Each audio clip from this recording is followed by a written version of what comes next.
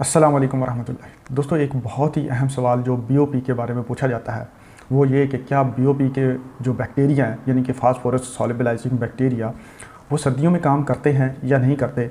आज हम इसी पे बातचीत करेंगे और देखेंगे कि बीओपी के बैक्टीरिया जो हैं वो किन टेम्परेचर रेंजेस में बेहतरीन परफॉर्म करते हैं। मैं हूँ डॉक्टर जमील शफ़ी और आप देख रहे हैं प्लांट क्लिनिक्स का यूट्यूब चैनल। बीओपी एक ऐसी खाद है जो कि पाकिस्तान में तैयार होती है और पाकिस्तानी मटेरियल यूज़ होने की वजह से बहुत ज़्यादा सस्ती पड़ती है। और जब हम बीओपी से फास्फोरस हासिल कर रहे होते हैं तो इसका ख़र्चा तकरीबन डीएपी के मुकाबले में आधा हो जाता है। और इससे अगर अच्छी क्वालिटी की बीओपी इस्तेमाल कर ली जाए तो डीएपी के मुकाबले में बेहतर रिज़ल्ट्स हासिल किए जा सकते हैं और डीएपी पे आने वाले ख़र्चे का जो 50% है वो बचत भी हो जाती है। अब जो मोस्ट कॉमन क्वेश्चन है कि बहुत सारे किसान दोस्त जो मुझसे पूछते रहते हैं कि क्या बीओपी के जो बैक्टीरिया हैं फास्फोरस सॉल्युबलाइजिंग बैक्टीरिया है वो सर्दी में काम करेंगे या नहीं करेंगे। तो दोस्तों, आपको बताता चलूँ कि मेरे सामने कुछ रिसर्च पेपर्स खुले हुए हैं, मैं उन्हीं के रेफरेंस से बात करूँगा। तो जो रिसर्च जो मेरे सामने एक इंडियन पेपर खुला हुआ है जिसमें 8 फास्फोरस सॉल्युबलाइजिंग बैक्टीरिया को टेस्ट किया गया है और देखा गया है कि ये किस टेम्परेचर रेंज में बेहतरीन परफॉर्म करते हैं।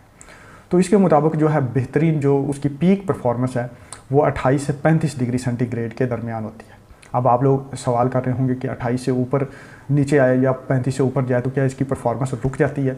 तो दोस्तों, ये 28 से 35 एक बेहतरीन परफॉर्मेंस है जहाँ पे वो अपनी मैक्सिमम कैपेसिटी पे फास्फोरस को सॉल्युबलाइज करते हैं। लेकिन इसका हरगज़ मकसद नहीं कि इससे 28 से नीचे आएगा तो बिल्कुल रुक जाएगी और 28 से ऊपर जाएगा तो बिल्कुल रुक जाएगी।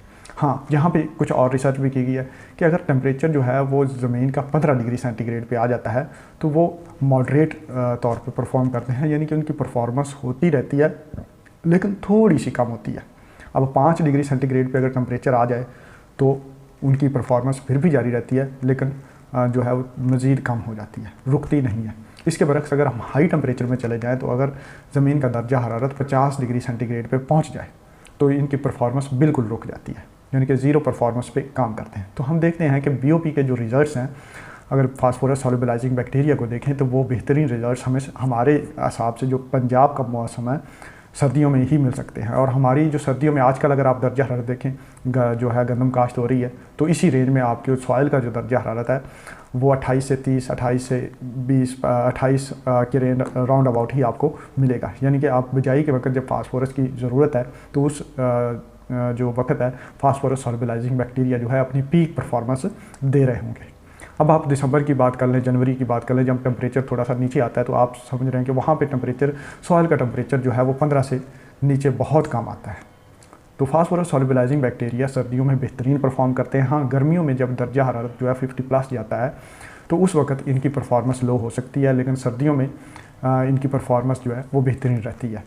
और मिसाल के तौर पे अगर हम एग्जांपल ले लेते हैं कि किसी दिन कोहरा पड़ गया है, बहुत ज़्यादा कोहरा पड़ गया है, हालांकि उस वक्त जब ये कोहरा पड़ने की हालात आते हैं तो हमारी जो फसल है गंदम ने ज़मीन को ऊपर से कवर किया होता है और कोहरा जो है वो ज़मीन तक पहुंच ही नहीं पाता। उस वक्त भी हमारी ज़मीन का दर्जा हरारत जो है वो 5 डिग्री सेंटीग्रेड से ऊपर ही रहता है।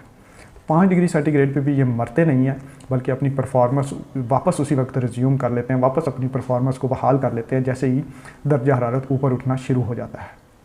लेकिन गर्म मौसम में जब दर्जा हरारत 50 से ऊपर चला जाए ज़मीन का, यानी कि ज़मीन जो है खुश्क पड़ी हुई है, डायरेक्ट सनलाइट में गर्मियों के दिन है जून के, तो वहाँ पे इनके मरने के चांसेस होते हैं। लेकिन सर्दी की वजह से हमारे पंजाब के इलाके में जो मौसम है यहाँ पे फास्फोरस सॉल्युबलाइजिंग बैक्टीरिया जो है वो मरेंगे नहीं। हाँ, उनकी परफॉर्मेंस जब दर्जा हरारत 4 या इससे नीचे जाएगा तो स्लो होना शुरू होती है। वो जितनी देर दर्जा हरारत उस रेंज में रहता है वो स्लो रहते हैं, लेकिन जैसे ही दर्जा हरारत वापस ऊपर उठना शुरू होता है वो अपनी परफॉर्मेंस देना शुरू हो जाते हैं। और बैक्टीरिया आपको पता है कि बड़ी जल्दी मल्टीप्लाई करते हैं, 20 मिनट के बाद ऑप्टिमम टेम्परेचर में ये डबल हो जाते हैं। तो 1-2 घंटे के लिए अगर दर्जा हरारत नीचे चला भी जाता है तो दिन के वक्त हमारा मैक्सिमम दर्जा हरारत इस रेंज में रहता है जहाँ पे ये अपनी परफॉर्मेंस बेहतरीन दे रहे होते हैं। तो जहाँ तक मेरा एक्सपीरियंस है या मैंने अपनी फील्ड में लास्ट टाइम गंदम में बीओपी का इस्तेमाल किया है तो बेहतरीन रिजल्ट्स मिले हैं और डीएपी के साथ जो मुकाबला प्लॉट लगा हुआ था उससे बेहतर पैदावार हासिल हुई है। यहाँ पे जो एक चीज़ हमेशा हमने मद्देनज़र रखनी है कि बीओपी की क्वालिटी इशूज़ बहुत ज़्यादा हैं। मैंने मार्केट में विज़िट किया, मुख्तलिफ़ किसानों के फीडबैक्स भी मिले हैं, तो बीओपी के क्वालिटी इशूज़ बहुत ज़्यादा हैं। इस चीज़ को हमने इंश्योर करना है कि हम जो बीओपी इस्तेमाल कर रहे हों वो अच्छी क्वालिटी की हो। और जहाँ से मैं बीओपी ले रहा हूँ या जिसकी बीओपी मैंने लास्ट ईयर इस्तेमाल की थी उनका नंबर मैं नीचे स्क्रीन पे शेयर कर रहा हूँ। आप चाहें तो उनसे रब्ता करके मज़ीद डिटेल भी ले सकते हैं और आप अपनी मार्केट से भी बेहतरीन किसी ट्रस्टेबल अच्छी कंपनी की BOP जो है वो इस्तेमाल कर सकते हैं।